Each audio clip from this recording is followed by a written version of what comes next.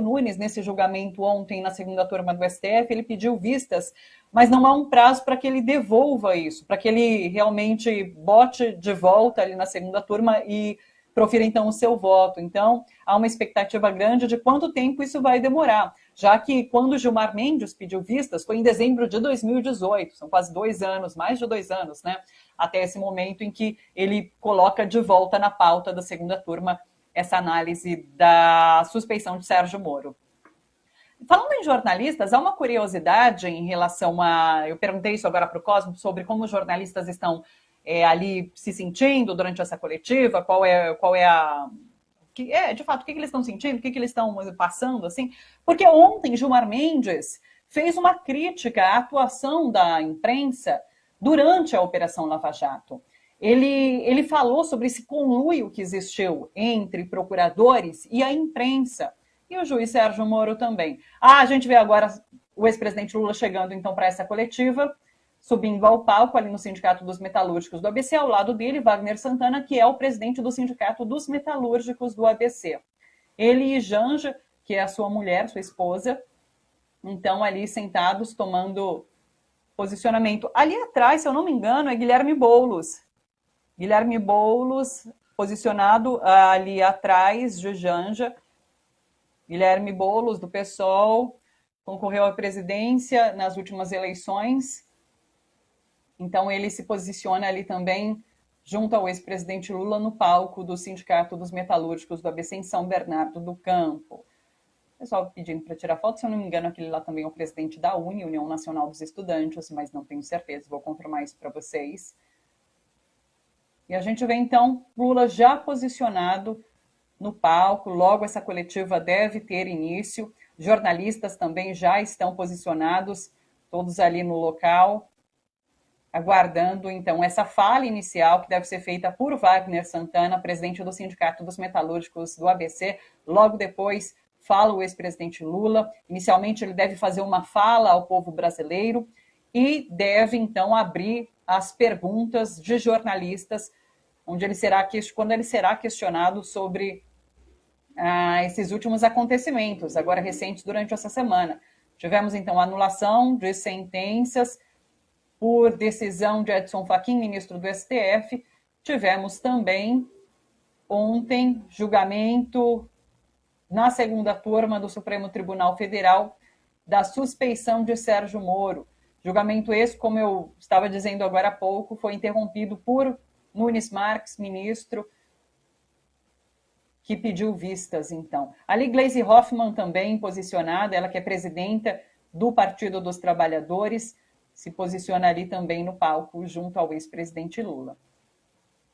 As movimentações nos levam a acreditar que logo tem início, então, essa coletiva. Vocês que nos acompanhem, vocês estão vendo aí do ladinho da tela um QR Code? Se você colocar o celular aí, você entra direto no catarse.me/TVT, que é o nosso site de financiamento coletivo, onde você pode fazer uma doação para ajudar a TVT, a Rádio Brasil Atual, esse projeto de democratização da comunicação.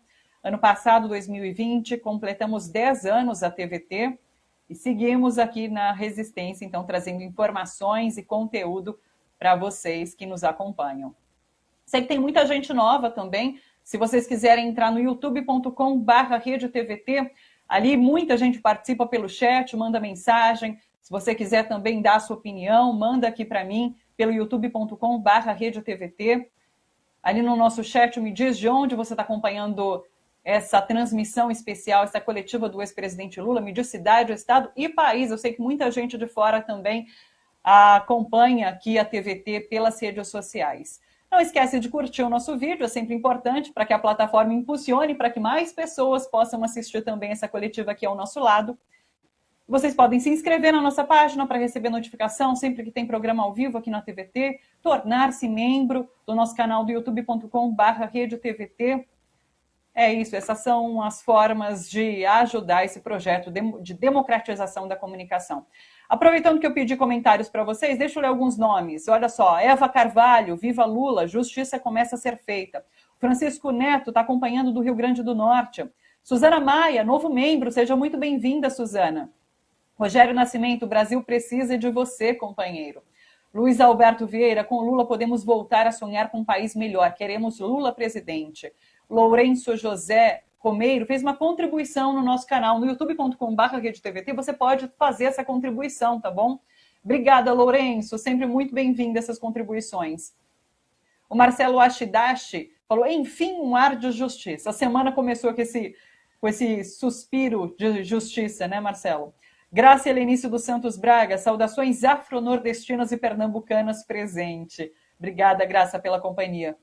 Isabel Marques Dalla Vecchia, como disse Requião, não quero um Lulinha, paz e amor. Dessa vez, sangue no zóio, diz ela. Obrigada, pessoal, pelos comentários. José Cláudio de Paula, ele é do bairro do Grajaú, zona sul da cidade de São Paulo. Sérgio Santos, Uberlândia, Minas Gerais, falou Lula, guerreiro do povo brasileiro. Salatiel Souza, Lagoa Santa, Minas Gerais. O Roberto Salviano, de Milagre, Ceará. É tão bacana saber que gente do Brasil todo e de fora acompanha aqui a nossa transmissão. A TVT, ela é transmitida em São Paulo, capital e região metropolitana de São Paulo. Isso pela TV, canal 44.1, digital, TV aberta. Mas para o resto do país, nossa comunicação é pelas redes sociais, youtube.com/RedeTVT. Se você quiser, também tem a opção no facebook.com/RedeTVT. Bom, voltando aqui para a coletiva, o palco encheu, já tem bastante gente ali posicionada. Estou vendo ali Sérgio Nobre, que é presidente da Central Única dos Trabalhadores da CUT Brasil. Abre para mim, Du, para ver se eu consigo dar uma olhada melhor em quem está ali. Obrigada. Deixa eu ver. Marinho, né? O que foi prefeito de São Bernardo do Campo. Foi ministro do Trabalho também. Deixa eu ver quem mais eu consigo identificar aqui. Se eu não me engano, ali logo atrás de Lula está Fernando Haddad, ex-ministro do governo Dilma, ministro da Educação. Acho que Wagner Santana, presidente do Sindicato dos Metalúrgicos do ABC, fala logo mais. Eu estou só esperando para a gente liberar o áudio. Vamos para lá, então? Vamos ouvir o que está sendo dito. Bom dia a todos e todas, companheiros e companheiras, aos nossos trabalhadores e trabalhadoras do sindicato, da imprensa. Obrigado aos companheiros e companheiras do movimento sindical, das centrais aqui presentes, nesse dia extremamente importante para todos nós, para cada um de nós.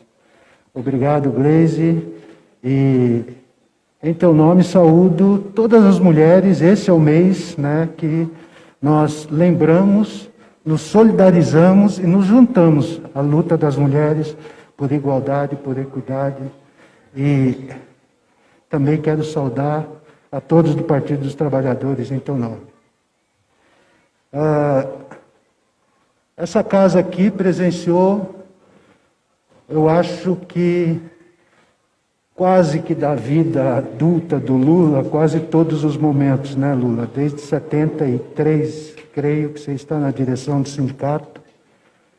Continua ainda em nossos corações como presidente desse sindicato, né, o mais honrado presidente que aqui já passou. E para mim uma honra ser herdeiro dessa história, que começou no Senai, né? Mas depois você deixa de ser metalúrgico e passa a ser um homem do mundo a partir de 1979, que foi a primeira grande greve, 78 e 79, que foram as primeiras grandes greves que nós fizemos. E essas greves, no momento em que o Brasil passava também por um processo ditatorial, de obscurantismo, e que essas lutas contribuíram para a redemocratização do país. Eu quero aqui, Lula, um texto que nos foi preparado, né, para lembrar esse momento tão importante, né, que passa em todos os momentos dessas angústias que nós passamos nos últimos anos e que até este instante, graças a Deus, recebemos, enfim, uma notícia boa para a democracia do país. Pessoalmente, o peso, você sabe disso. Lula, fizeram de tudo para te tirar dos braços do povo brasileiro. Mentiram, caluniaram, te acusaram de crimes que você jamais cometeu. Repetiram essas mentiras todos os dias, nos jornais, na televisão e nas redes sociais. Inventaram mansões, fazendas, aviões, helicópteros e empresas que nem você e nem sua família jamais tiveram. Viraram sua vida pelo avesso, quebraram todos os seus sigilos, reviraram sua casa e os lares dos seus filhos. Não encontraram mala de dinheiro, nem conta no exterior, nem um centavo sequer que fosse de origem ilegal. Mas nem assim eles sossegaram. Eles não tinham provas de que você, Lula, cometeu qualquer crime, mas tinham a convicção de que era preciso tirá-lo do povo brasileiro. Tanto mentiram, caluniaram, manipularam testemunhas, esconderam provas de sua inocência, que falsamente te condenaram e indignamente te prenderam. Com isso, impediram o povo brasileiro de votar no melhor presidente que esse país já teve. Aquele que mais gerou empregos e mais valorizou o salário mínimo. O que mais colocou comida na mesa do povo. O que mais cuidou da saúde e da educação. O que mais criou oportunidades para que jovens pobres chegassem à universidade. O que levou luz elétrica para quem vivia na escuridão e água para quem tinha sede. Usurparam a democracia e impediram o povo brasileiro de eleger o presidente que o fez mais feliz, que lhe devolveu a esperança e o direito de sonhar. Com você, afastado do povo brasileiro, Lula, a vida só fez piorar. O emprego sumiu, o salário se desvalorizou, a comida desapareceu do prato do nosso povo. O botijão de gás chega a R$100, a carne a R$45 e acabou com a alegria do churrasco aos domingos. Subiu o preço do arroz, do feijão, da gasolina, do óleo diesel, de tudo. Sem você, presidente Lula, a vida ficou mais cara e muito pior. Mais de 260 mil brasileiros perderam a vida para a Covid. E muitos deles poderiam ter sido salvos se fossem vacinados a tempo. Se esse atual governo, de fato, se importasse com a saúde e a vida da nossa gente. O Supremo Tribunal Federal finalmente reconheceu que Lula foi, sim, vítima de uma farsa e que não teve um julgamento justo. Você clama por justiça, por um tribunal justo. E, acima de tudo, sempre defendeu ser julgado pelo povo brasileiro. Ninguém vai devolver a você os 580 dias de liberdade que lhe foram roubados. As perdas pessoais são irreparáveis. Mas é possível devolver ao povo brasileiro a esperança que lhe foi tirada. O povo precisa de emprego, precisa de auxílio emergencial enquanto durar a pandemia. Precisa urgentemente de vacina para todos. O povo precisa de esperança. O povo precisa viver e cuidar dos seus. Nós, brasileiros, queremos dignidade. Todos os nossos dias são dias de luta. Mas hoje é dia de comemorar o reencontro do povo brasileiro com seu filho mais querido. Aquele que nunca esteve ausente e que jamais fugiu da luta. Seja bem-vindo, companheiro Lula, de volta. E com isso, eu passo aqui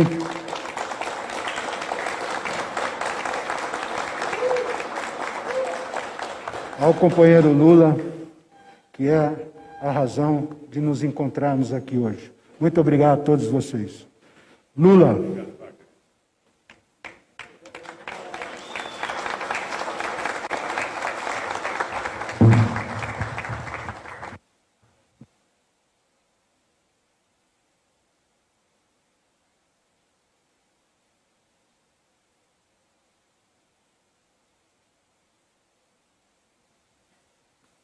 Wagner Santana, presidente do Sindicato dos Metalúrgicos do ABC, fez então essa fala inicial. A gente vê agora eles higienizando ali o microfone para que então o ex-presidente Lula possa falar ali no púlpito. Se você pelas redes sociais, não deixa de curtir o nosso vídeo. Você pode se inscrever na nossa página no youtube.com/RedeTVT e tornar-se membro para ajudar a TVT e a Rádio Brasil Atual. Vamos ouvir o ex-presidente Lula.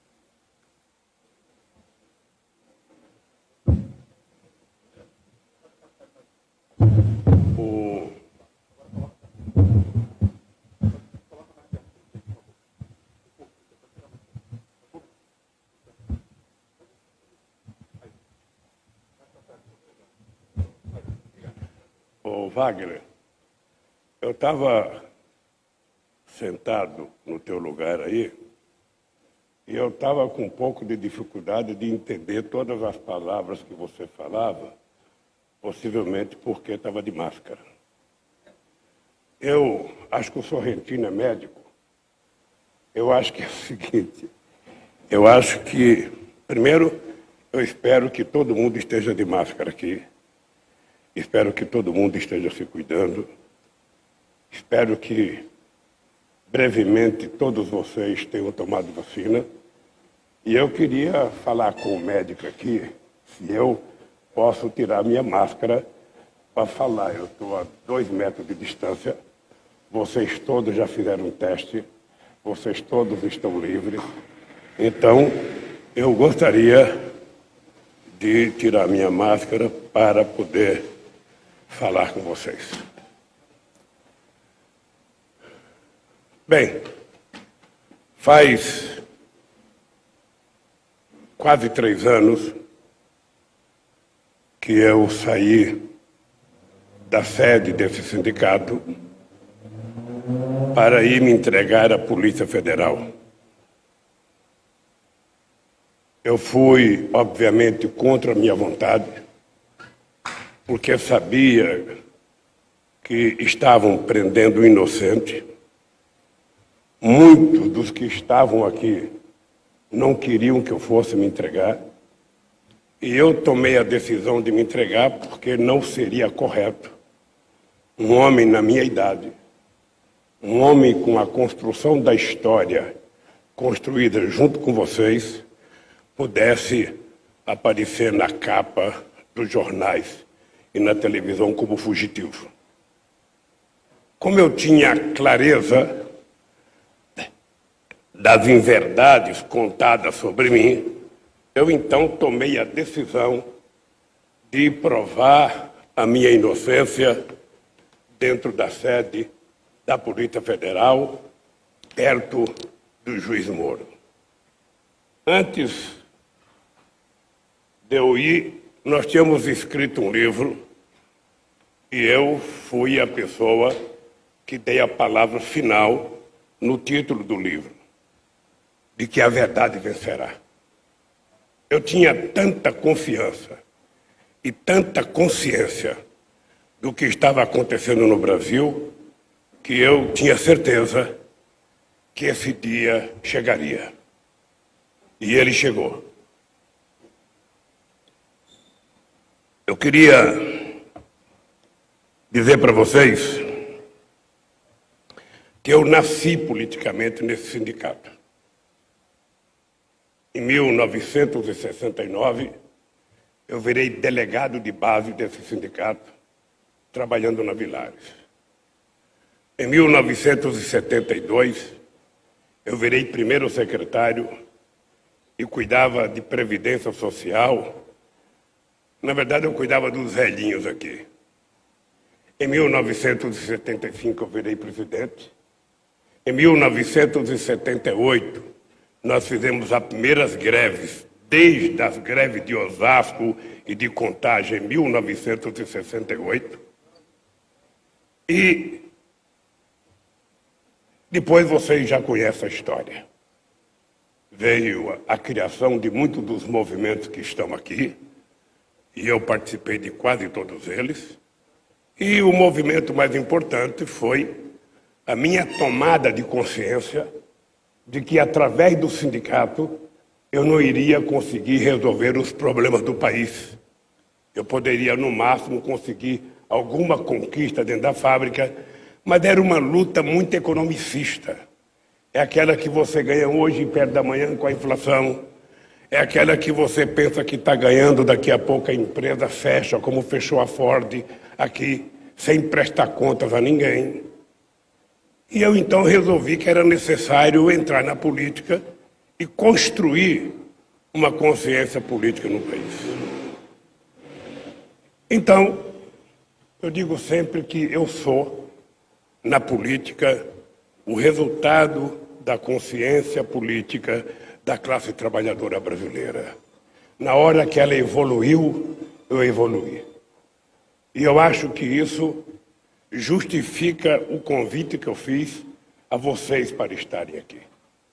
Porque todas as pessoas que foram convidadas para estar aqui foram as pessoas que estavam aqui quando eu saí daqui para ir para a Polícia Federal e foram as pessoas que acreditavam antes e continuaram acreditando na minha inocência, e por isso eu fiz questão de convidar vocês aqui. Falta, obviamente, um coordenador ou uma coordenadora da Vigília de Curitiba, que foi uma das coisas mais extraordinárias que aconteceu na minha vida. Eu, quando resolvi marcar essa entrevista, muita gente ficou preocupada com o meu humor. Como é que o Lula vai estar? Ele vai estar bravo? Ele vai estar xingando alguém? Ele vai falar a palavra de esperança? E, às vezes, eu me sentia como a história de um escravo que eu li num livro.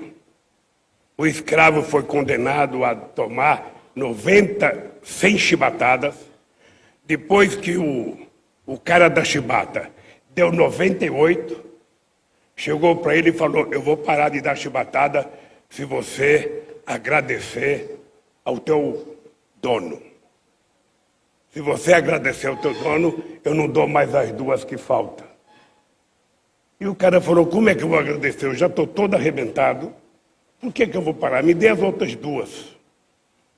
Então, se tem um cidadão que tem razão de estar magoado com as chibatadas, sou eu.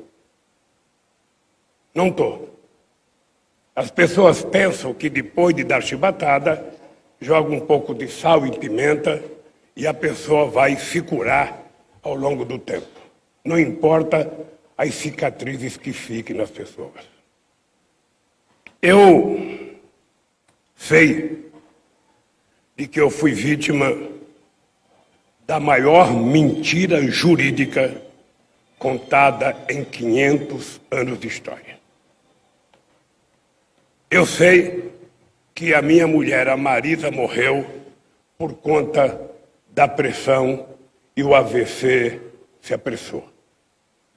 Eu fui proibido até de visitar o meu irmão dentro de um caixão, porque tomaram uma decisão que queria que eu viesse para São Paulo, que eu fosse para o quartel do 2º Exército em Ibirapuera e meu irmão dentro do caixão fosse me visitar. E ainda disseram que não podia ter nenhuma fotografia. Então, se tem um brasileiro que tem razão de ter muitas e profundas mágoas, sou eu. Mas não tenho. Sinceramente, eu não tenho, porque o sofrimento que o povo brasileiro está passando, o sofrimento que as pessoas pobres estão passando nesse país, é infinitamente maior de qualquer crime que cometeram contra mim.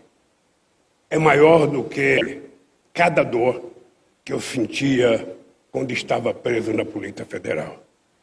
Porque não tem dor maior para um homem ou uma mulher em qualquer país do mundo do que levantar de manhã e não ter a certeza de um café com um pãozinho com manteiga para tomar.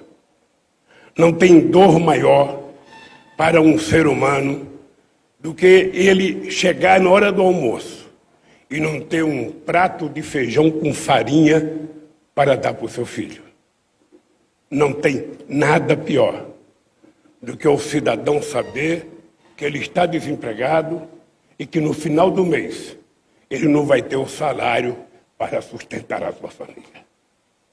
É essa dor que a sociedade brasileira está sentindo agora que me faz dizer para vocês: a dor que eu sinto não é nada diante da dor que sofre milhões e milhões de pessoas, de quase...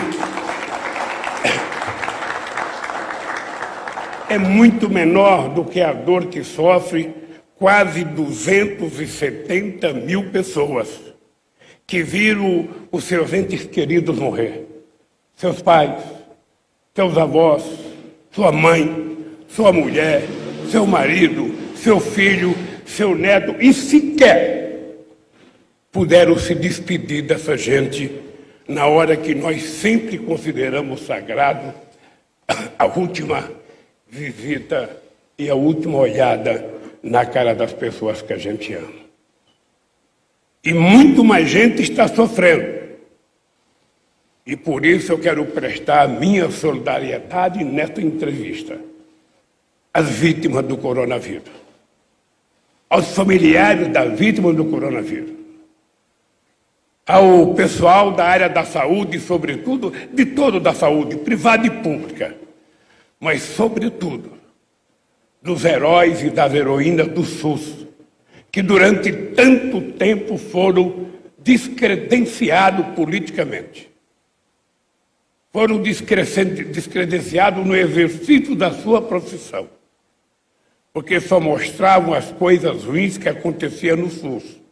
E quando veio o coronavírus, se não fosse o SUS, a gente teria perdido muito mais gente do que perdeu, apesar do governo tirar tanto dinheiro do SUS e do governo ser um verdadeiro desgoverno no trato da saúde.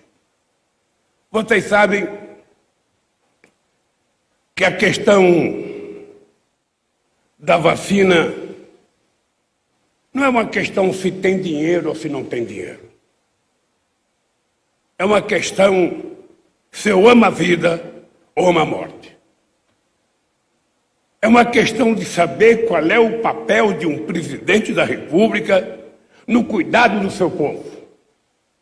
Porque um presidente da República, ele não é eleito para falar bobagem no fake news.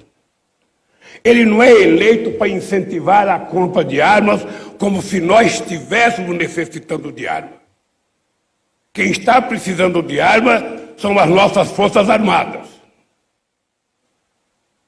Quem está precisando de arma é a nossa polícia, que muitas vezes sai para a rua para combater a violência com 38 velho todo enferrujado. Mas não é a sociedade brasileira. Não são os fazendeiros que estão precisando de armas para matar sem terra ou para matar pequenos proprietários. Não são milicianos que estão precisando de armas para fazer o terrorismo na periferia desse país, para matar meninos e meninas, sobretudo meninos e meninas negros, que são a maior vítima das armas e das balas perdidas nesse país. Nós, então, estamos vivendo um momento delicado.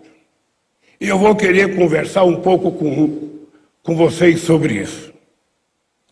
Mas antes de conversar, eu queria continuar os meus agradecimentos, sabe? Primeiro a você, agradecendo mais uma vez este sindicato ceder esse espaço democrático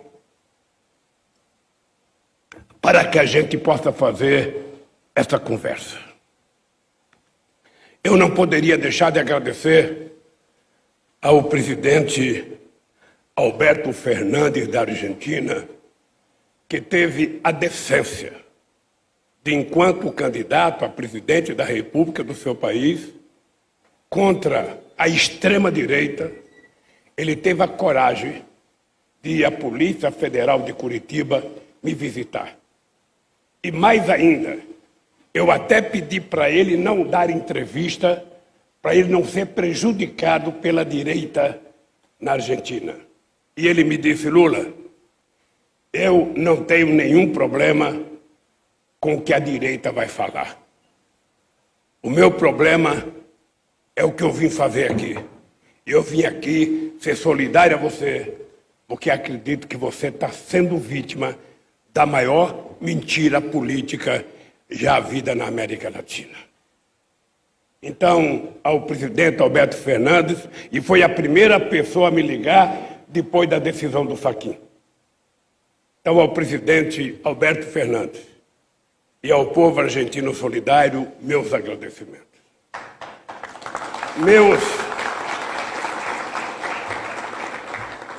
meus agradecimentos ao nosso querido Papa Francisco. Não só porque ele mandou uma pessoa me visitar em Curitiba, me entregar uma carta, que a Polícia Federal não deixou ele entrar porque achou que ele era o embusteiro, que ele não era representante do Papa, e ele era representante do Papa. E depois eu recebi a carta do Papa, além dos belos pronunciamentos do Papa em vários momentos, e o fato do Papa ter a coragem de me receber no Vaticano e termos uma longa conversa, não sobre o meu caso, mas sobre a luta contra a desigualdade, que é o maior mal que hoje paira no planeta Terra. Um planeta que é redondo, um planeta que não é retangular ou não é quadrado. E o Bolsonaro não sabe disso. Portanto, é importante sempre reiterar, quem puder, o planeta é redondo. Ele tem um astronauta no governo. O ministro Ponte, da Ciência e Tecnologia, sobrevoou num foguete russo quando eu era presidente. Se ele não dormiu, ele viu que o planeta era redondo. Então ele poderia dizer para o presidente dele: ô, presidente, não fala mais dessa bobagem não, não acredita no tal do Olavo de Carvalho, sabe? Assume que o mundo é redondo. E eu, então, sou grato porque o Papa Francisco é, inegavelmente, o religioso mais importante que nós temos nesse momento. Quero agradecer as pessoas, companheira Luísa Mercadante, do Grupo de Puebla, líderes da América Latina inteira, que foram solidários e que confiaram na minha inocência. Quero agradecer ao Fórum de São Paulo, que é uma organização da esquerda latino-americana, e quero agradecer a muitos líderes políticos. Eu não poderia deixar de citar aqui o companheiro Pepe Mujica, ex-presidente do Uruguai, uma das pessoas mais extraordinárias que eu conheci. Não poderia deixar de reconhecer aqui a solidariedade do Bernie Sanders, um companheiro senador dos Estados Unidos, quase candidato a presidente da República e que se afastou da campanha. Quero reconhecer com muito carinho, sabe, o comportamento da prefeita Anne Hidalgo, prefeita de Paris, que na disputa da eleição dela teve a coragem, quando a direita escrevia artigo nos jornais, que ela ia perder as eleições porque tinha me levado lá. Ela falou: Lula, para mim, a solidariedade vale mais do que uma eleição. Eu trouxe você aqui para dar um prêmio de cidadão parisense para você e vou ganhar as eleições por conta desse meu gesto. E ganhou as eleições. Por isso, eu quero agradecer a nossa querida prefeita de Paris. Quero agradecer ao companheiro Sapateiro, ao companheiro Evo Morales, a Monja Cohen, o nosso querido Martinho da Vila, o nosso querido Chico Buarque, o nosso querido Noam Chomsky, um dos maiores intelectuais vivos, sabe, hoje na humanidade. Quero agradecer o meu querido velhinho, sabe, antes de falar o nome dele, esse companheiro passou 4 anos tentando dar uma fazenda dele no interior de São Paulo para a USP fazer um campo lá. E a USP passou 4 anos sem dar resposta. Quando foi um dia, ele me procurou, através de um assessor dele, que ele tinha uma fazenda para doar para fazer uma universidade. Em menos de 20 horas, o companheiro Fernando Haddad, que está aqui, sabe, aceitou o terreno e nós pegamos o terreno.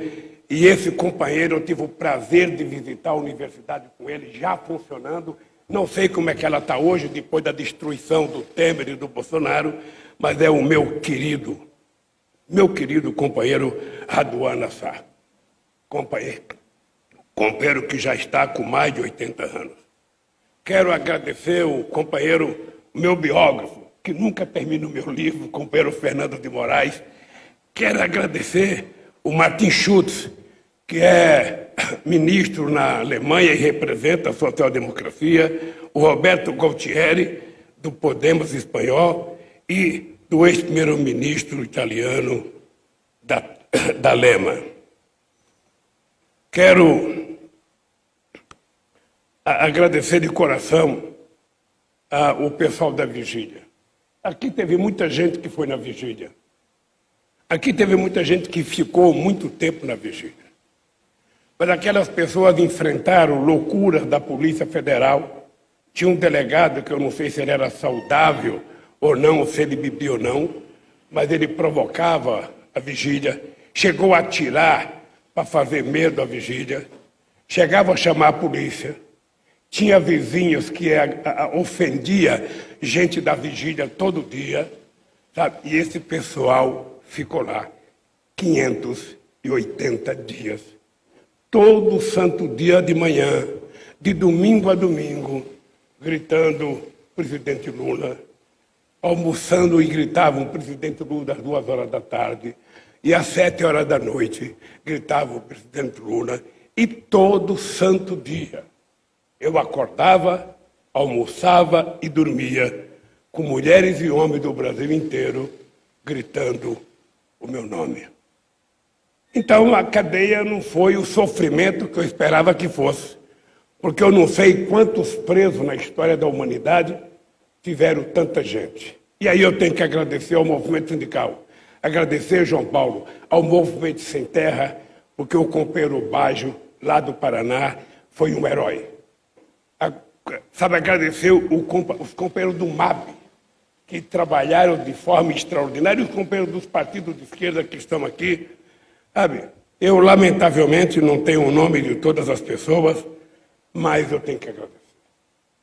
Eu quero, antes de agradecer aos meus advogados e aos outros advogados que, não sendo os meus advogados no processo, foram advogados, participaram de solidariedade, fizeram muita coisa nesse país, eu quero agradecer a uma pessoa que eu não o conheço, mas é uma pessoa chamada Cláudio Wagner. Esse é o perito. Esse é o perito que está investigando todas as mensagens do hacker para provar a veracidade das denúncias. O que é engraçado é que, durante longos 5 anos, amplos setores da imprensa não exigiram nenhuma veracidade do Moro. Não exigiram nenhuma veracidade dos procuradores. Não exigiram nenhuma veracidade da Polícia Federal para divulgar as mentiras que eles contavam a meu respeito. Mas agora nós estamos com um perito fazendo investigação nos documentos que está na Polícia Federal, portanto não é uma coisa do PT, é da Polícia Federal, autorizado pelo ministro da Suprema Corte, e mesmo esse perito avalizando, vocês acompanham a imprensa, e eu acho muito engraçado porque o Moro fala, não reconheço, sabe, essa veracidade. Os procuradores falam, não reconheço, mesmo tendo uma peritagem e a divulgação sendo autorizada pela Suprema Corte. No meu caso, eles nunca pediram autorização. Era até engraçado, porque muitas vezes eu ia fazer o inquérito e a maior preocupação do delegado que ia fazer o inquérito não era com a pergunta, era com o vazamento. E o vazamento era selecionado. Tinha jornalista específico na Folha, jornalista específico no Estadão, jornalista específico na época na Veja, na Isto É, jornalista específico em vários canais de televisão.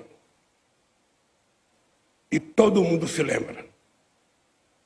Quantas e quantas matérias do principal jornal da televisão aparecia um oleoduto, um gasoduto saindo dinheiro, para falar 20 ou 30 minutos das denúncias dos procuradores sem nenhuma prova.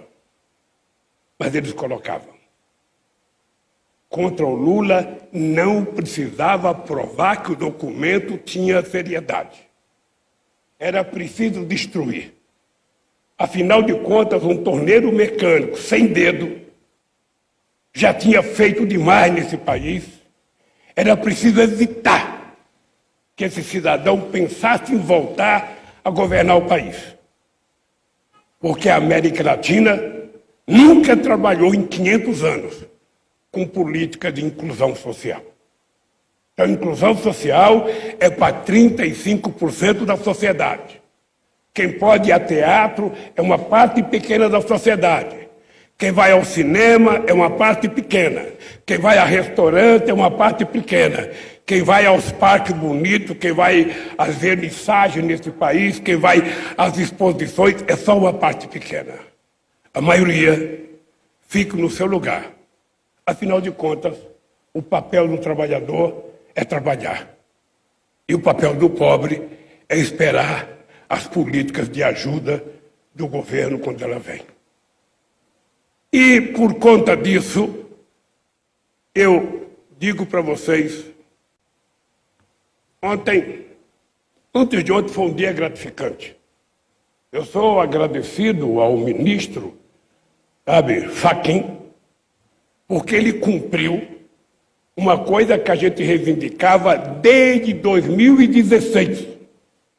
A decisão que ele tomou, tardiamente, 5 anos depois, ela foi colocada por nós desde 2016.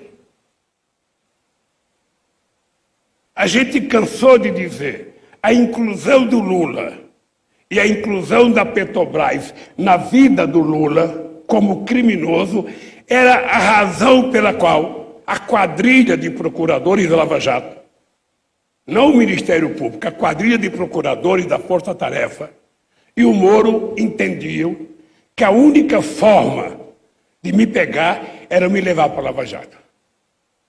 Porque eu já tinha sido liberado em vários outros processos fora da Lava Jato, mas eles tinham como obsessão, porque eles queriam criar um partido político, sabe, de tentar me criminalizar.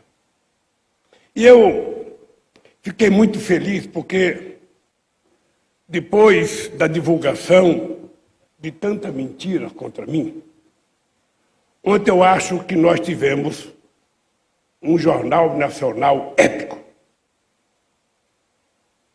Ontem eu acho que quem assistiu televisão não estava acreditando no que estava vendo. Pela primeira vez, a verdade prevaleceu. Dita não por alguém do PT, dita pelo presidente da segunda turma do STF, no discurso do Gilmar Mendes, dito pelo Ricardo Lewandowski e dito até pela Carmen Lúcia, que nunca tinha visto nada igual àquilo. E eu, como acho que tenho um pouco de experiência, fiquei feliz com a verdade. Porque é para isso que servem os meios de comunicação. Jornalista não existe para sair para a rua para cumprir a ordem do editor. Vocês não sabem, mas aqui nessa sala não tem ninguém que tenha lidado com a imprensa 10% do que eu lidei. Desde 1975, eu lido com a imprensa. E com muita imprensa. E eu sempre disse que o papel da imprensa, quando o jornalista sai para a rua, ele sai com um compromisso de dizer a verdade. A verdade nua e crua. Não tem importância que ela seja contra o PT, contra o PCdoB, contra o PSOL, contra o PMDB, contra qualquer... A verdade nua e crua. É para isso que nós precisamos de imprensa livre. Não é uma imprensa que divulga aquilo que politicamente ou que ideologicamente ela quer. A ideologia da notícia do jornal ou da televisão ou da revista deve ser colocada num cantinho, no editorial, como pensamento da revista. Mas vocês, jornalistas, precisam ser livres. E o compromisso de vocês é escreverem o que vocês viram. É escreverem o que as pessoas falaram para vocês. E não escrever o que o editor quer que vocês escrevam. Portanto, eu fiquei feliz porque eu espero que a verdade versada pela Globo ontem, seja um novo padrão de comportamento da Globo com a verdade. A Globo não tem que gostar ou não gostar de presidente. Ela não tem que gostar ou não gostar de partido. Isso ela decide na hora de votar. Mas na hora de informar, ela tem que informar a verdade. E apenas, somente a verdade.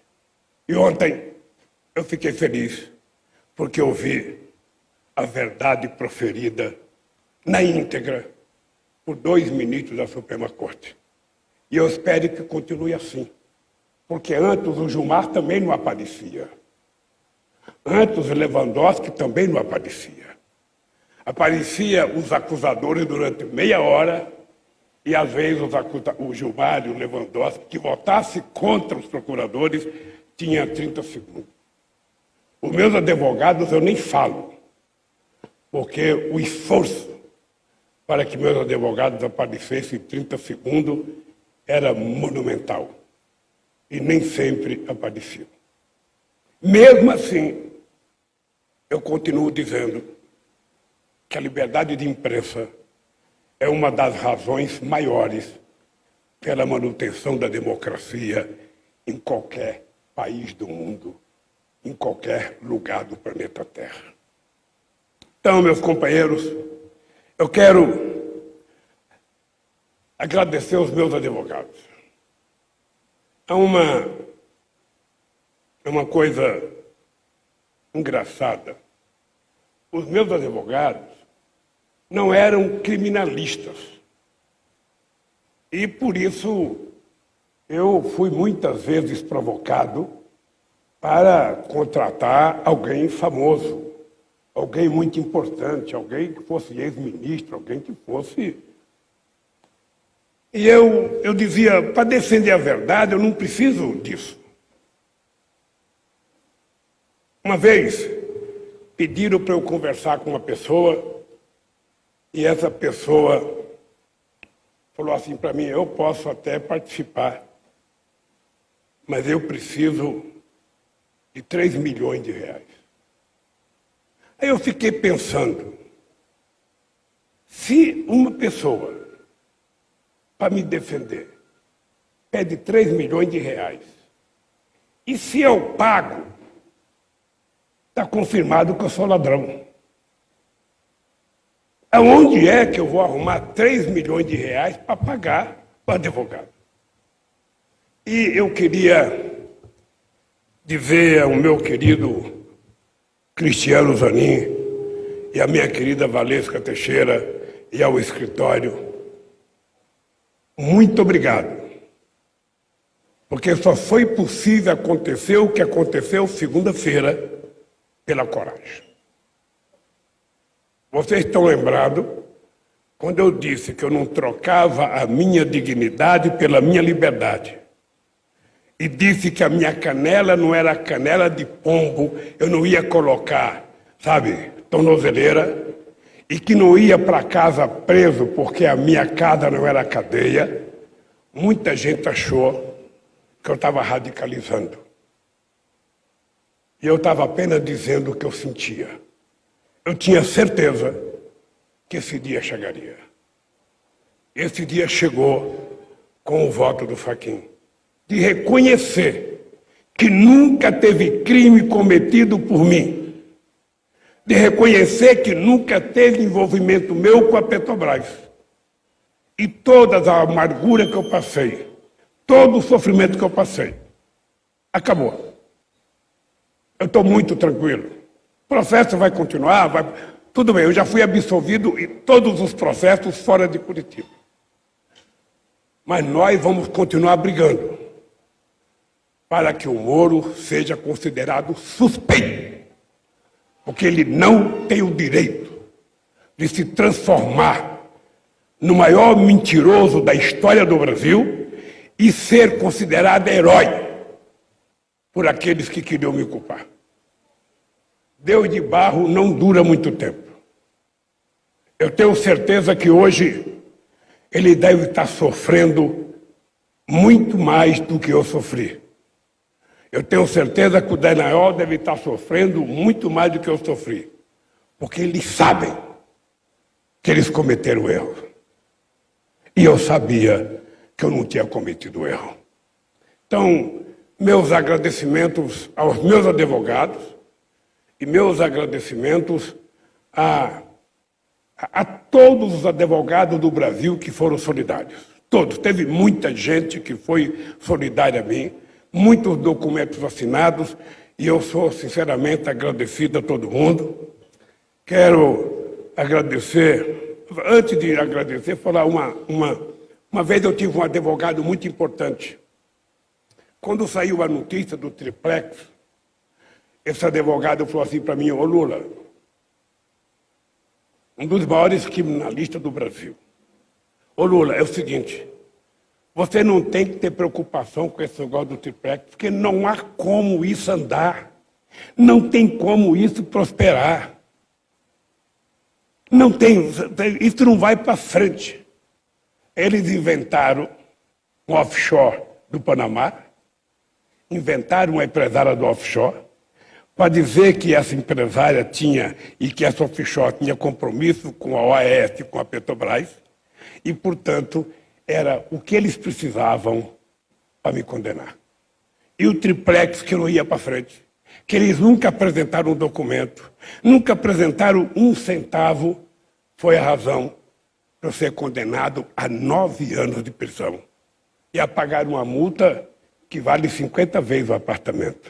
E agora, quem é vítima do apartamento é o Boulos, que está sendo indiciado porque ocupou o apartamento. E é engraçado que, se eu era o dono, não fui eu que processei o Boulos.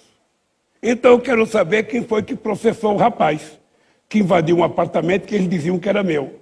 E eu não o processei e alguém o processou. Agora pode ficar sabendo, Boulos, que você tem toda a minha solidariedade. Tá? Se for preciso invadir por sua causa, nós invadiremos. Bem, quero cumprimentar a minha querida Gleisi Hoffmann, que teve um papel não só na presidência do partido, mas na defesa do PT e na minha defesa. Vocês sabem que é muito difícil. Nunca queiram sair na página dos jornais com a cara de vocês taxada por um crime qualquer. Porque vocês vão perceber que muitas pessoas que vocês achavam que eram amigas de vocês desaparecerão logo. Vocês passarão semanas ou meses sem receber um telefonema. Pessoas que viviam atrás de você 24 horas por dia vão desaparecer. Então, eu não desejo esse mal para ninguém. Por isso, quando eu era presidente, eu fiz 3 discursos em posse de procurador-geral, Paulo Okamoto. Eu dizia, eu considero o Ministério Público uma instituição muito importante.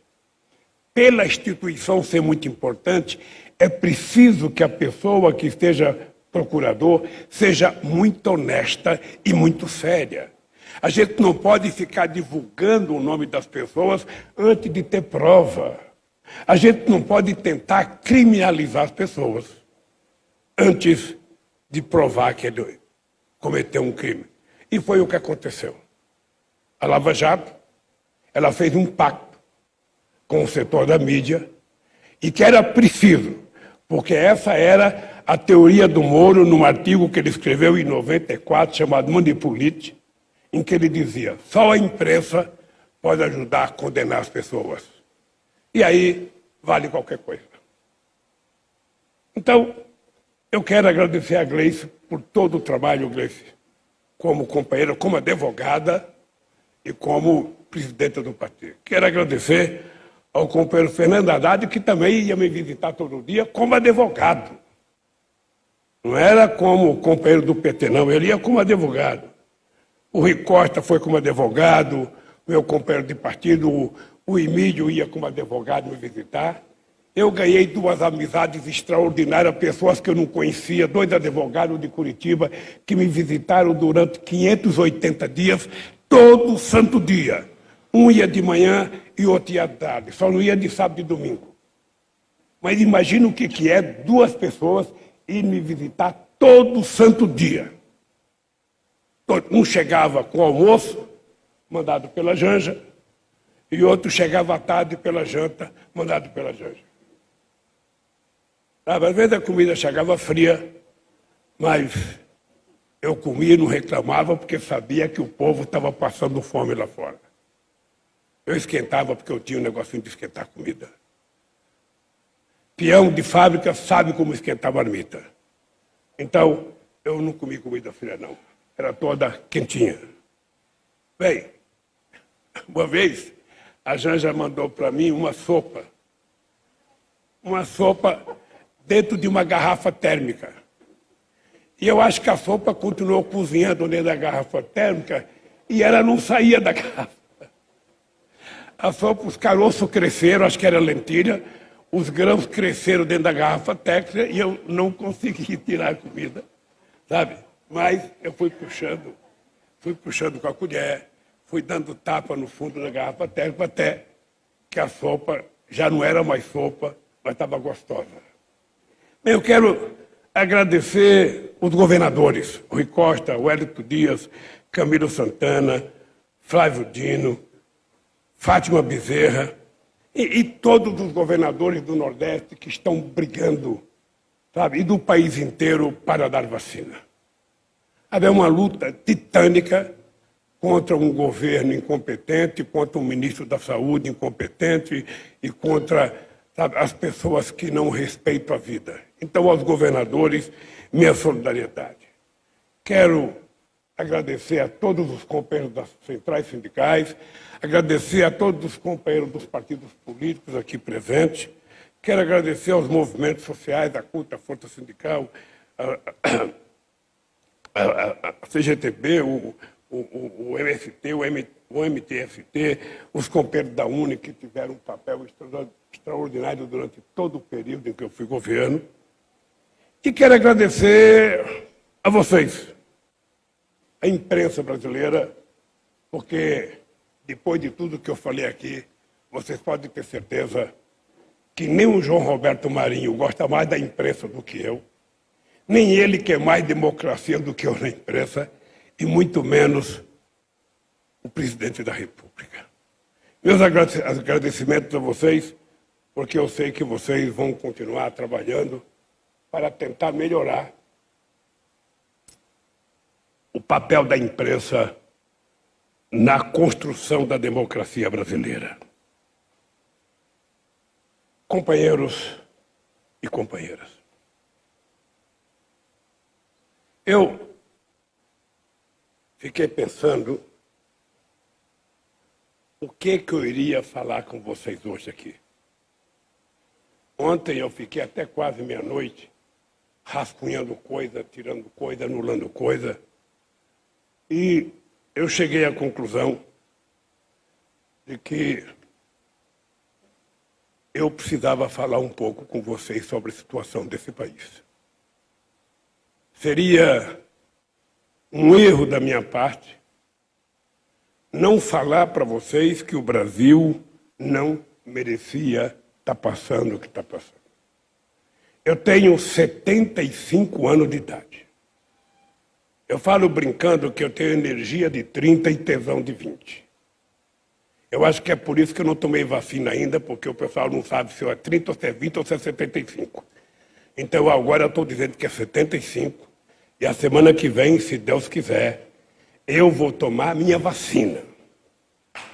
Vou tomar a minha vacina. Não me importa de que país, não importa se é 2 ou 1 só, sabe? Eu vou tomar minha vacina e quero fazer propaganda para o povo brasileiro.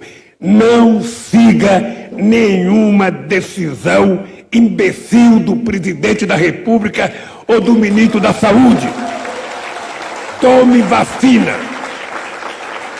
Tome vacina, porque a vacina é uma das coisas que pode livrar você do Covid. Mas mesmo tomando vacina, não acho que você possa tomar vacina e já tirar a camisa, já ir para o boteco, pedir uma cerveja gelada e ficar conversando. Não. Você precisa continuar fazendo o isolamento e você precisa continuar utilizando máscara e utilizando álcool gel. Pelo amor de Deus, esse vírus, essa noite, matou quase 2.000 pessoas. É que as mortes estão sendo naturalizadas. Porque a gente ouve de manhã, de tarde, de noite. A gente liga um canal de televisão, lê um jornal, liga um rádio. Ou seja, é falando da morte, então isso vai naturalizando na cabeça das pessoas. Mas eram mortes que muitas delas poderiam ser evitadas. Evitadas se a gente tivesse um governo que tivesse feito o elementar. Você sabe que a arte de governar não é fácil. É a arte de saber tomar decisão. Então, um presidente da República que se respeitasse e que respeitasse o povo brasileiro, a primeira coisa que ele teria feito em março do ano passado era criar um comitê de crise, envolvendo o seu ministro da Saúde, envolvendo secretários da Saúde dos estados, envolvendo cientistas da Fiocruz, cientistas do Butantan e outros cientistas, e toda semana orientar a sociedade brasileira do que fazer. Era preciso priorizar dinheiro e comprar as vacinas que pudesse comprar em qualquer lugar do planeta Terra. Porque nós tivemos momentos que teve vacina que a gente sequer aceitou. A própria Pfizer tentou oferecer vacina e a gente não quis. A Organização Mundial da Saúde, porque nós tínhamos um presidente que inventou uma tal de cloroquina. Nós tínhamos um presidente que falava que quem tem medo do Covid é maricas, que o Covid era uma gripezinha, que o Covid era coisa de covarde, que ele era ex-atleta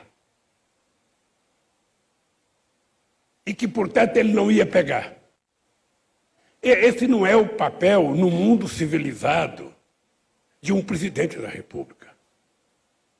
Um presidente da República deveria ter esse comitê de crise e toda semana ter uma voz oficial do comitê de crise orientando a sociedade, visitando os estados, visitando as cidades, vendo as condições dos hospitais, trabalhando para ajudar a fazer hospital de campanha onde não tivesse hospital, tentando evitar que faltasse oxigênio como faltou em Manaus. Esse era o papel de um presidente da República. Agora, ele não sabe o que é ser presidente da República. Ele a vida inteira não foi nada. Ele não foi nem capitão, ele era tenente e foi promovido porque se aposentou. E se aposentou porque queria explodir quartel, porque ele virou um dirigente sindical dos soldados, queria mais aumento de salário. Depois que ele se aposentou, ele nunca mais fez nada na vida, ele foi vereador. E deputado durante 32 anos, exerceu o mandato e conseguiu passar para a sociedade a ideia de que ele não era político. Vocês imaginaram o poder da força do fanatismo? Através do fake news, o mundo elegeu um Trump. Através da fake news, o mundo elegeu o Bolsonaro. Porque o pai de vocês ou a mãe de vocês deve ter um dia falado para vocês: filho, a mentira, ela anda de avião supersônico. A verdade anda montada num casco de tartaruga. Então a mentira tem muito mais força porque é mais fácil acreditar. A verdade você tem que explicar. A mentira não. Eu fiquei sabendo desses dias que tem 50 milhões de pessoas no mundo que acreditam que a Terra é plana. Ou seja, vocês percebem a loucura que está tomando conta desse país? Muitas mortes poderiam ter sido evitadas. Muitas mortes. E que o papel das igrejas é ajudar para orientar as pessoas. Não é vender grão de feijão. Ou fazer culto cheio de gente sem máscara, dizendo que tem um remédio para sarar. Eu acredito que Jesus pode salvar as pessoas, mas as pessoas precisam se ajudar.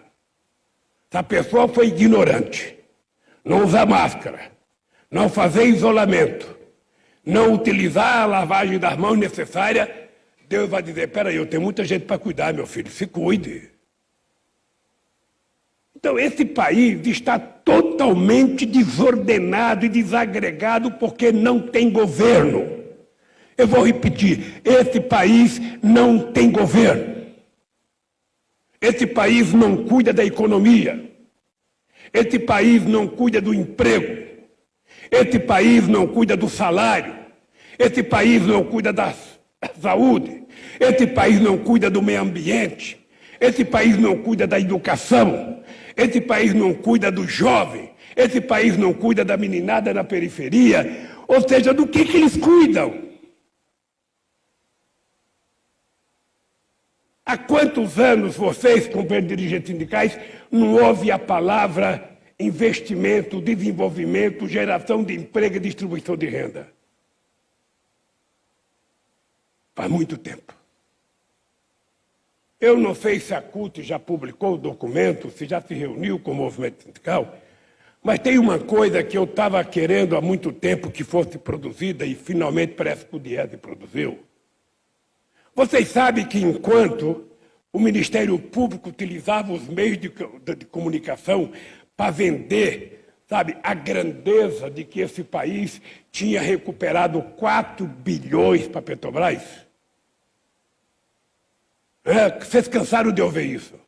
O Dallagnol vai lá na Globo se reunir, sabe, e vai dizer que recuperou 1 bilhão, 2 bilhões. Você sabe qual foi o prejuízo que a Lava Jato, eu estou falando da Lava Jato, sabe, que a Lava Jato poderia ter apurado a corrupção, ter prendido o dono da empresa que é ladrão, ter prendido o político que é ladrão e manter as empresas funcionando. Porque, afinal de contas, só para vocês terem ideia, por conta da Operação Lava Jato, o Brasil deixou de ter de investimento 172 bilhões de reais.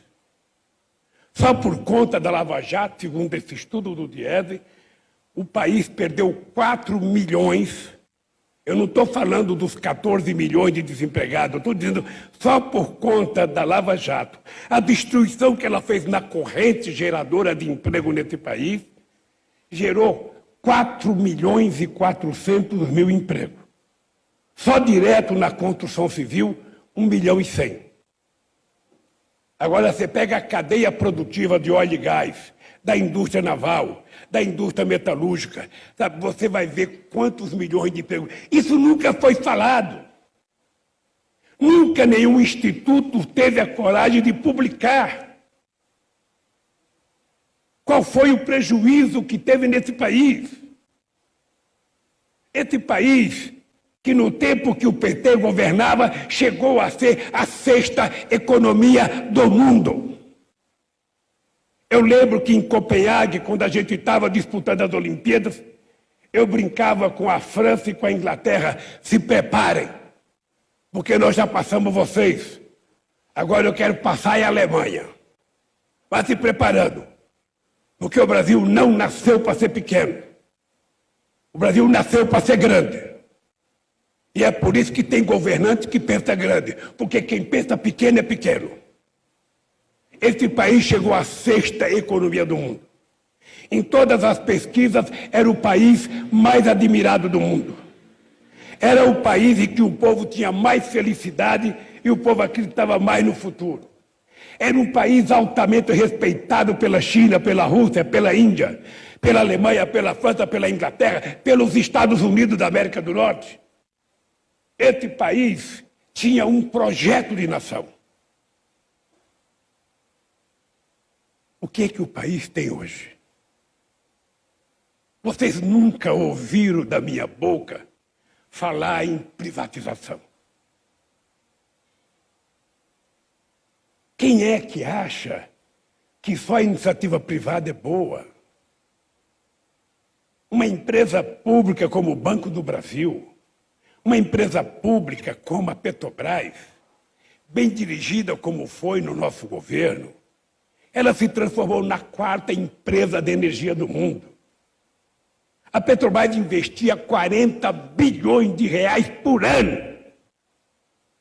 Nós não descobrimos o pré-sal para exportar petróleo cru. Nós descobrimos a Petrobras descobrimos o pré-sal para ela exportar derivados, para ela ter uma indústria petroquímica poderosa no Brasil. É por isso que nós cunhamos a frase, sabe, o pré-sal é o passaporte do futuro. É por isso que nós colocamos 50% do rato para a educação. É por isso que nós pensamos em criar um fundo do povo brasileiro. Tudo isso está sendo destruído. Venderam a nossa BR. A gente não sabe para quem venderam. Uma empresa que arrecadou em 2019 70 bilhões, foi vendida por 3 bilhões e 900. Você já viu o Guedes falar uma palavra em crescimento econômico, desenvolvimento e distribuição de renda? Não, é vender. Vamos vender. Agora, quando eles venderem e gastar o dinheiro em custeio, o país vai estar mais pobre. O PIB não vai crescer. E a dívida vai continuar crescendo. Porque a única forma de você diminuir a dívida do Brasil não é você parar de gastar com o que é necessário. Porque se você tiver que investir em educação, em saúde, sabe, se você tiver que investir em transporte, em infraestrutura, você tem que colocar dinheiro. O que vai fazer a nossa dívida diminuir em relação ao PIB é o crescimento econômico, é o investimento público. Porque qual é a lógica do investimento público, gente? É que se o Estado não confia na sua política e ele não investe, por que o empresário haveria de investir? Eu vou contar um dado que talvez você não saiba. Eu vou contar porque eu estou aqui dentro do sindicato. Quando esse país tinha como presidente da República um metalúrgico, em 2008, a indústria automobilística vendia 4 milhões de carros por ano nesse país. Passado 13 anos, esse país vende 2 milhões de carros. Ou seja, hoje a indústria automobilística é metade do que era em 2008. Porque não há possibilidade de investimento se não houver demanda. Para ter demanda tem que ter emprego. Por que vocês acham que o PT está brigando por um salário emergencial de R$600? Não é porque a gente acha que o Estado tem que pagar R$600 a vida inteira. É porque o Estado só pode deixar de pagar quando o Estado estiver gerando emprego e as pessoas estiverem obtendo renda às custas do seu trabalho, aí não precisa de salário emergencial. Mas enquanto o governo não cuida de emprego, não cuida de salário, não cuida de renda, você tem que ter um salário emergencial para que as pessoas não morram de fome. Isso não precisa ler Marx para entender, não precisa ler, sabe, artigo do Delfim Neto para entender. É a lógica da casa de vocês. Se a mulher tiver dinheiro, se a mulher de vocês, a família tiver dinheiro, ela vai no supermercado, ela vai na feira, ela vai comprar um caderno novo, ela vai comprar um sapato, ela vai comprar uma camisa, e tudo começa a funcionar. Se ela não tem, ela fica em casa prostrada, na frente de um fogão, esperando quando é que eu vou ter dinheiro para comprar alguma coisa. Porque governar um país, gente, um presidente da República, ele tem que conversar com os sindicalistas. Não é possível que um presidente da República não converse com a força do trabalho. Um presidente tem que conversar com os empresários. E me parece que o Bolsonaro só conversa com o louro da van. Morreu o louro da Ana Braga, o louro de José, mas está o louro da van. Parece que é conversa, porque não tem reunião produtiva com os empresários. Sabe, não tem. Eu tinha um conselho com 100 pessoas que participava, dirigente sindicato, participava os grandes empresários, participava índio, participava pastor da igreja evangélica, participava padre, participava bispo, participava negro, porque eu queria ouvir a sociedade. Nós fizemos no meu mandato 74 conferências nacionais para ouvir o que a sociedade queria. O Bolsonaro não junta ninguém, ele junta os milicianos, não mostra a cara nas entrevistas dele na saída do palácio, para dizer, vai ter mais arma. Estou liberando mais 4 armas, mais 2 fuzil. Logo, logo vai ter canhão para todo mundo. Esse povo não está precisando de arma, David. Esse povo está precisando de emprego, de carteira profissional. Está precisando de salário, está precisando de livro, está precisando de educação. O Estado precisa estar presente na periferia desse país. O Estado tem que estar lá com educação, com cultura, com saúde, com política de assistência social. É esse o papel de um presidente da República. Será que o Bolsonaro não leu nada do que a gente fez? Você, Haddad, não produziu nenhum livrinho para dar para o Bolsonaro ler? Tantas cartilhas que a gente fez, o PCdoB não fez uma cartilha para mandar para o Bolsonaro, dizendo que é possível governar diferente? Ô Miguel, você pode fazer da força sindical e o Sérgio fazer da CUT, para ele saber que é possível. É possível. O Brasil não é dele e dos milicianos, o Brasil é de 230 milhões de pessoas. E essas pessoas querem trabalhar, querem comer, querem morar, querem ter lazer. Vocês não sabem como eu ficava feliz quando eu vi um trabalhador mostrar uma picanha e falar, eu vou comer picanha e vou tomar uma cerveja. É uma coisa fantástica. Vocês não sabem a alegria de ver o pequeno produtor desse país? Vocês não sabem a alegria de ver o pequeno produtor desse país, representado aqui pelo companheiro João Paulo do Sem Terra, produzir e saber que tinha garantia de preço. Saber que o produto dele não ia ficar no porão da casa dele ou estragando no sol e na chuva. A gente comprava esse produto e a gente distribuía se fosse necessário, mas a gente tinha que construir um estoque regulador até para regular preço. Ô, gente, como é que pode o gás de cozinha estar a R$105? Como é que pode a cebola aumentar 60%, o tomate aumentar não sei quanto? Como é que pode a luz elétrica aumentar tanto? Como é que pode a gasolina? Ô, David, você é petroleiro. Eu vou aproveitar e dizer uma coisa na tua frente. Não é possível permitir que o preço do combustível brasileiro tenha que seguir o preço internacional se nós não somos importador de petróleo. O Brasil é exportador. Se nós produzimos a matéria-prima aqui, se nós tiramos do fundo do mar, se nós conseguimos refinar aqui, nós produzimos gasolina de avião, nós produzimos diesel, e nós produzimos na qualidade que produz a União Europeia. Porque antes de eu chegar na presidência, é uma coisa que vocês não sabem, porque a imprensa nunca divulgou. A nossa gasolina tinha 1.500 ppm, partículas por sei lá por quanto, por milhão. Era uma coisa assim. Eu não entendo, mas eu sei que era. Sabe? Nós fizemos ser 50, padrão europeu.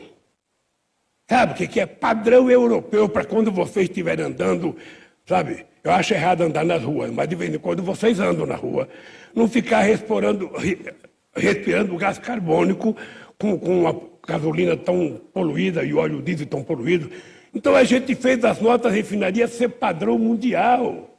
E a gente agora está importando gasolina dos Estados Unidos e óleo diesel dos Estados Unidos. Não tem lógica. Em 1953, quando a gente estava criando a Petrobras, o jornal Estado de São Paulo e o seu editorial escrevia artigos que o Brasil era ignorante, que o Brasil não tinha que ter petróleo, que o Brasil não precisava de petróleo, que o Brasil tinha que comprar dos Estados Unidos.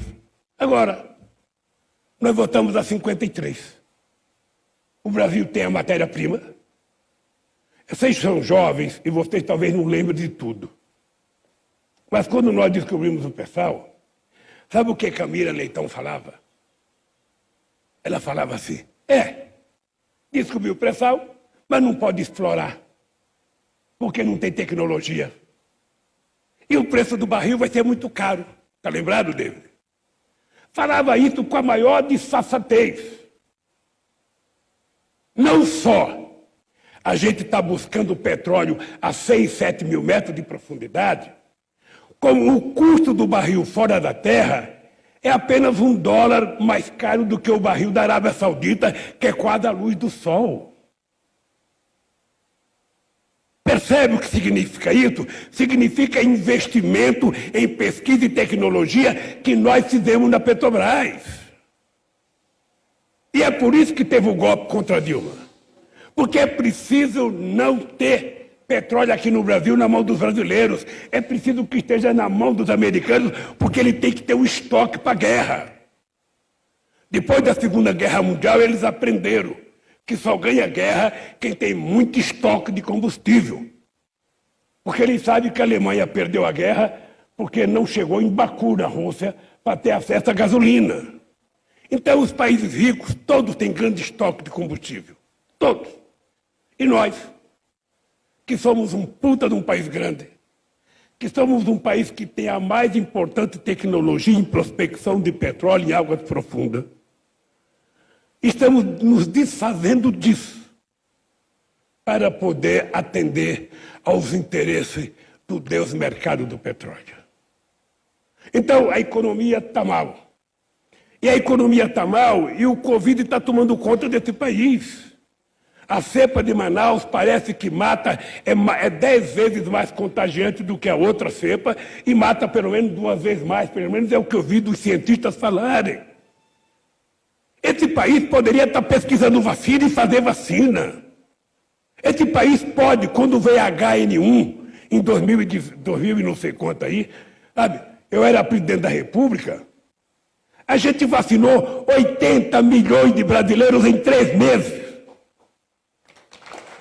Esse país tem um sistema de saúde, sabe, que sabe fazer isso. Cadê o Zé Gotinha? Cadê o nosso querido Zé Gotinha? O Bolsonaro mandou embora, porque pensou que ele era petista, não era petista. Ele foi inventado por gente muito importante da saúde sanitária deste país. Não teve nada a ver com o PT. Ele era suprapartidário. Ele era humanista. E cadê o Zé Gotinha? Acabou. Então eu queria que vocês meditassem. Esse país não tem governo. Esse país não tem ministro da saúde. Esse país não tem ministro da economia. Esse país tem um fanfarrão, que o presidente, por não saber de nada, ele fala, é tudo por conta do Guedes, é tudo por conta do Guedes, é tudo por conta do Guedes. Enquanto isso, vocês sabem que o país está empobrecido. O PIB caiu, a massa salarial caiu, o comércio varejista caiu, sabe? A produção de comida das pessoas está ficando insustentável, sabe? E o presidente não se preocupa com isso. O presidente está preocupado sim, é preciso vender mais armas. É preciso que se repita muitas vezes, sabe, a Marielle. É preciso que ele tem que dar garantia aos fazendeiros dizendo, compre fuzil, compre metralhadora, se chegar um sem terra aí, passe fogo. Como o Trump dizia, se encontrar alguém falando mal de mim num restaurante, bata, que eu garanto advogado. O Bolsonaro garante miliciano.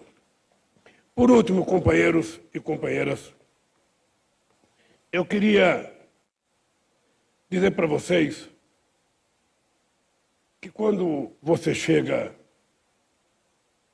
na idade que eu cheguei,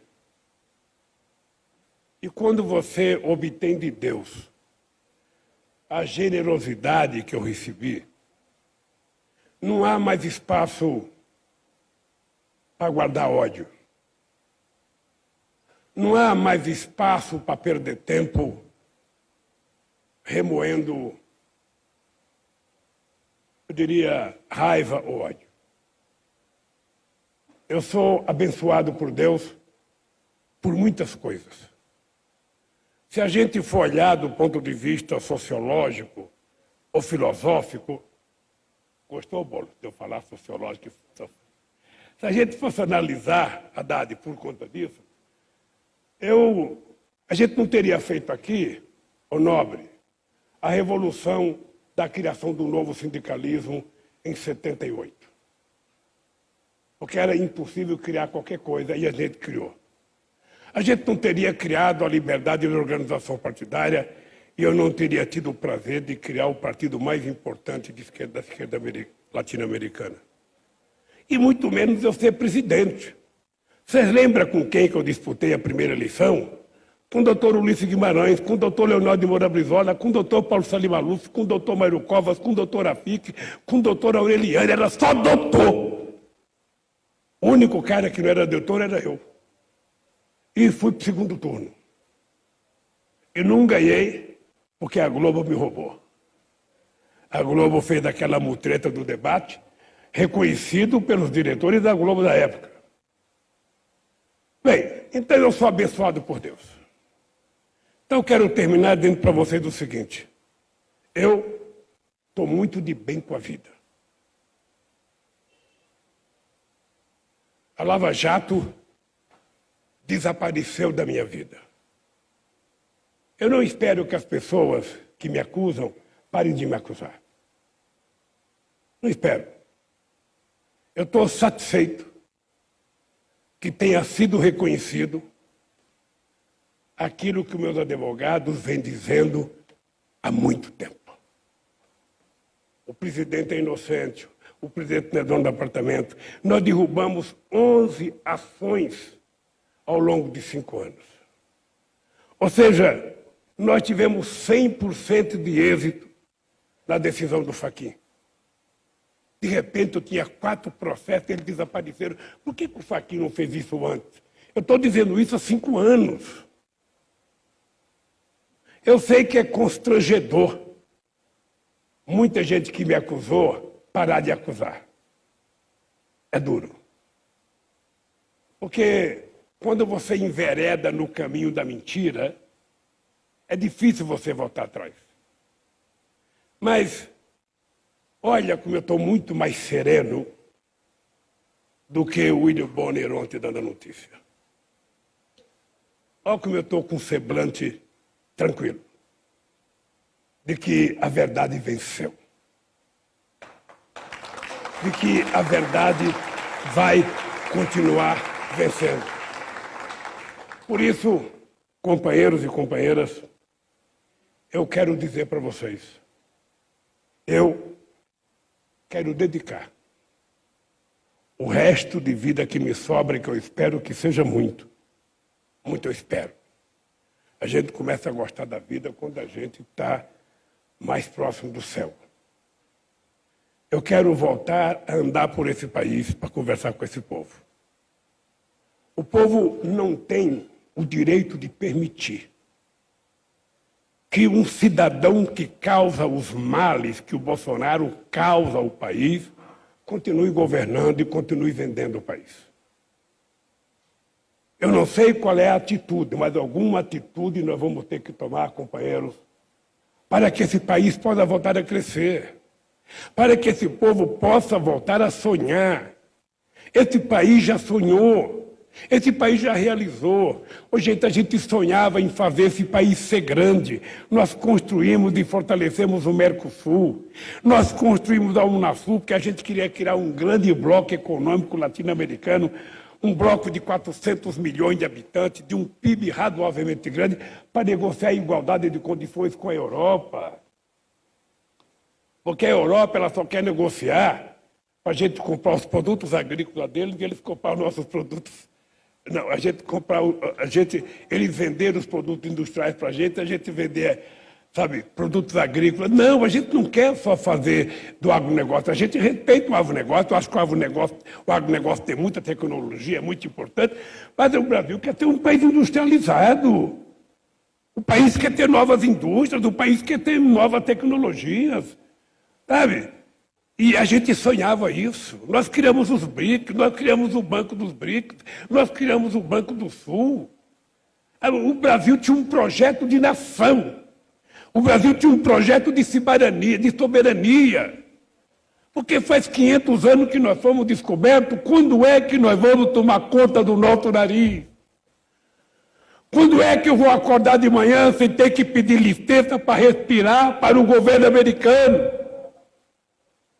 Quando é que eu vou levantar de manhã sabendo que meu povo está tomando café, que ele vai almoçar e vai jantar, que as crianças estão na escola, que as crianças estão tendo acesso à saúde, à cultura?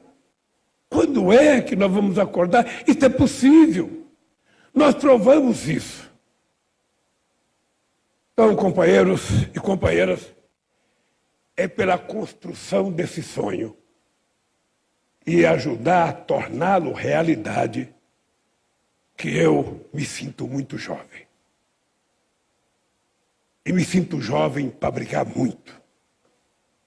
Então eu queria que vocês soubessem. Desistir, jamais.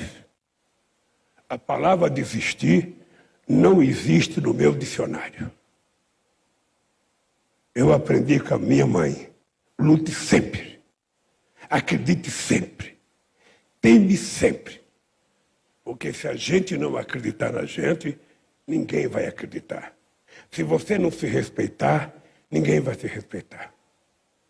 As pessoas que me detrataram durante todos esses anos, eu quero dizer para vocês, eu quero, nesse país, conversar com a classe política. Porque muitas vezes, Haddad, muitas vezes, Bolo, muitas vezes, a gente se recusa a conversar com determinados políticos. É da nossa natureza. Mas veja, eu gostaria que no Congresso Nacional só tivesse gente, sabe, boa, gente de esquerda, gente progressista, mas não é assim. O povo não pensou assim, o povo elegeu quem ele quis eleger. Então nós temos que conversar com quem está lá para ver se a gente conserta esse país. Eu preciso conversar com os empresários. Eu quero saber aonde é que está a loucura deles, de não perceberem que se eles quiserem crescer economicamente, se eles quiserem que a bolsa cresça, se eles quiserem que a economia cresça, é preciso garantir que o povo tenha emprego, que o povo tenha renda, que o povo possa viver com dignidade, senão não há crescimento. Será que é difícil? Ou será que nós vamos ficar refém do Deus mercado? Que só quer ganhar dinheiro, não importa como. Nós já vimos a experiência da crise de 2008, com o subprime americano, e depois com a quebra do Lehman Brothers. E quando eles quebram, quem é que coloca dinheiro para salvá-los? É o Estado. O Estado que eles repudiam, o Estado que eles destroem, quando eles quebram, quem põe dinheiro é o Estado para salvá-los. Nos Estados Unidos, quando quebrou o sistema habitacional pela bolha, com o subprime, eles ajudaram primeiro os bancos, para somente depois pensar nos coitados que perderam as casas. Quando é que a gente vai pensar nos de baixo primeiro? Então, não tenham medo de mim. Eu sou radical. Eu sou radical porque eu quero ir à raiz dos problemas desse país. Eu sou radical porque eu quero ajudar a construir um mundo justo, um mundo mais humano, um mundo em que trabalhar e pedir aumento de salário não seja crime, um mundo em que a mulher não seja tripudiada por ser mulher, um mundo em que as pessoas não sejam tripudiadas por aquilo que querem ser, um mundo que a gente venha abolir definitivamente o maldito preconceito, sabe, racial nesse país. Um mundo em que não tenha mais bala perdida. Um mundo em que o jovem possa transitar livremente pelas ruas de qualquer lugar, sem a preocupação de tomar um tiro. Um mundo em que as pessoas sejam felizes aonde quiserem ser. Que as pessoas sejam o que elas decidirem. Um mundo em que a gente tem que respeitar a religiosidade de cada um. Cada um é o que quer. Cada um tem a espiritualidade que quiser. Ninguém é obrigado a ser da minha religião, seja a que você quiser, a que você acredita. As pessoas podem ser do LGBT e a gente tem que respeitar o que as pessoas fazem. Esse mundo é possível. Esse mundo é plenamente possível. E é por isso que eu convido a vocês a gente lutar nesse país para garantir que todo brasileiro, independentemente da idade, tome vacina. E para isso a gente tem que obrigar o governo a comprar vacina. Mas ao mesmo tempo nós temos que brigar pelo salário emergencial. E ao mesmo tempo que brigar por investimento em geração de emprego, sobretudo a partir de infraestrutura. Temos que brigar numa política de ajuda aos microempreendedores, ao pequeno empresário brasileiro que não se suporta e quebra. Quantos restaurantes estão fechando? Quantas farmácias estão fechando? Quantas lavanderias estão fechando? Quantos institutos de beleza estão fechando? Para que existe governo? É para tentar encontrar solução para essa gente.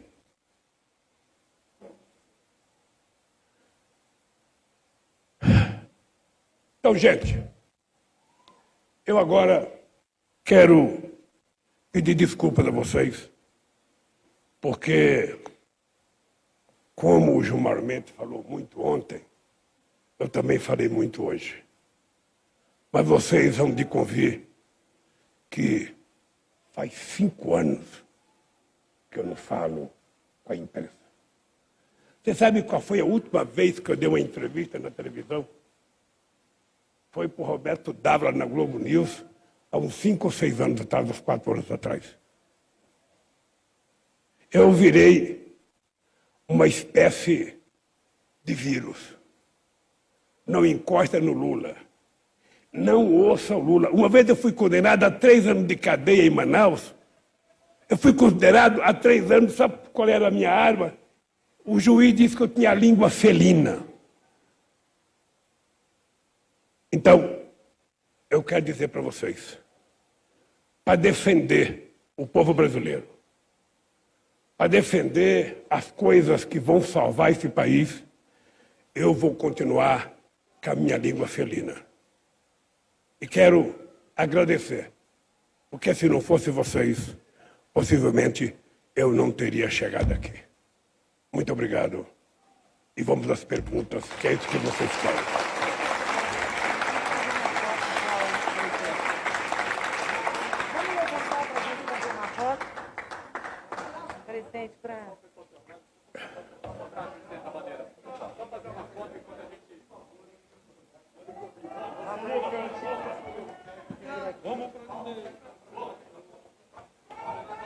Você acompanhou aqui com a gente a fala do ex-presidente Lula, essa coletiva à imprensa, realizada no Sindicato dos Metalúrgicos do ABC em São Bernardo do Campo.